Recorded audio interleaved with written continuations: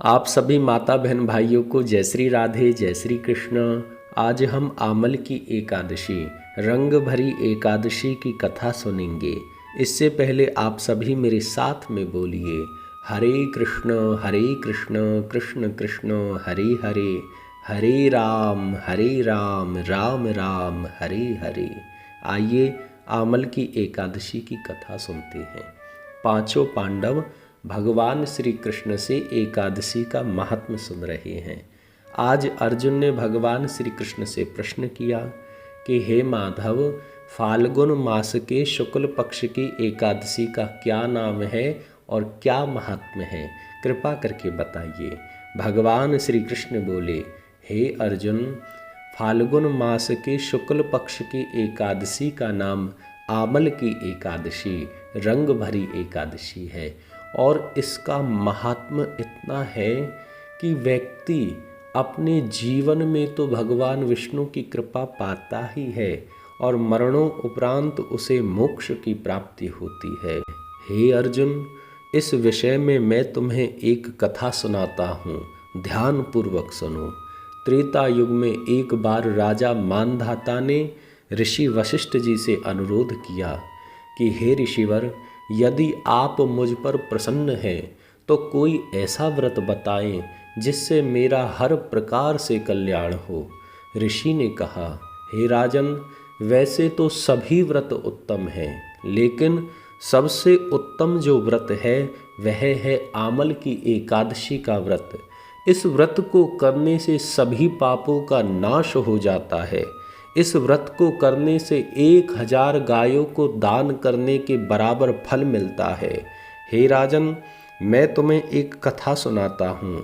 वैदिक नाम के एक नगर में ब्राह्मण, वैश्य, क्षत्रिय और शूद्र बहुत अच्छे से रहते थे।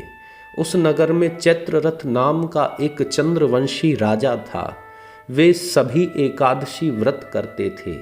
एक समय हर साल की तरह इस साल भी आमल की एकादशी आई। सभी ने आनंद पूर्वक एकादशी का व्रत किया।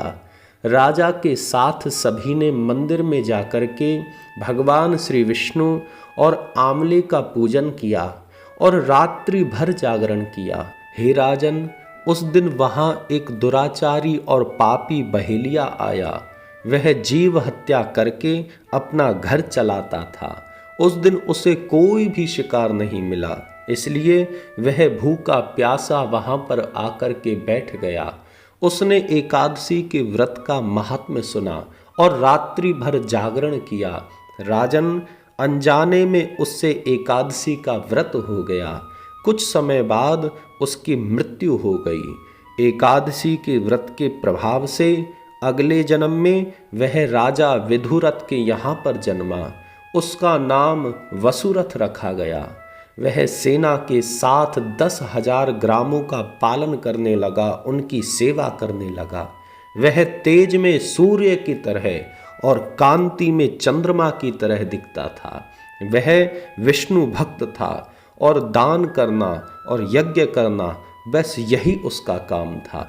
हे राजन, एक दिन राजा वसुरथ शिकार खेलने गया और रास्ता भटक गया। तभी राजा को वहां पर आवाज आई कि कुछ मलेच्छ उसे मारने आ रहे हैं। उन मलेच्छों का कहना था कि राजा ने उन्हें राज्य से बाहर निकलवाया था और अब वे राजा को नहीं छोड़ेंगे।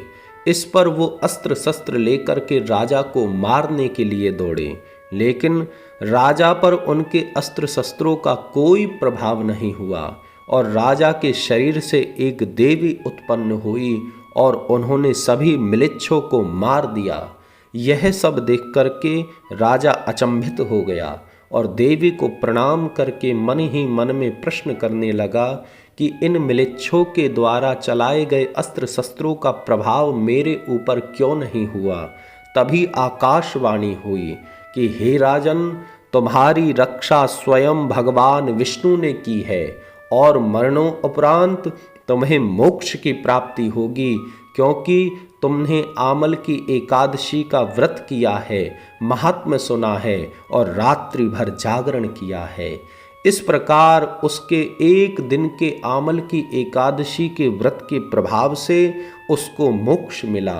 हे राजन, जो आमल की एकादशी का व्रत करते हैं उनके सभी कार्य पूर्ण होते हैं और ऐसा व्यक्ति अंत में मोक्ष को प्राप्त होता है। इतना सुनकर के पांचों पांडव भगवान श्री कृष्ण की जय जयकार करने लगे। बोलिए श्री कृष्ण भगवान की जय, बोलिए आमल की एकादशी की जय, बोलिए रंग भरी एकादशी की जय। आप सभी पुनः मेरे साथ में बोलिए हरे कृष्ण कृष्ण कृष्ण हरे हरे, हरे राम राम राम हरे हरे।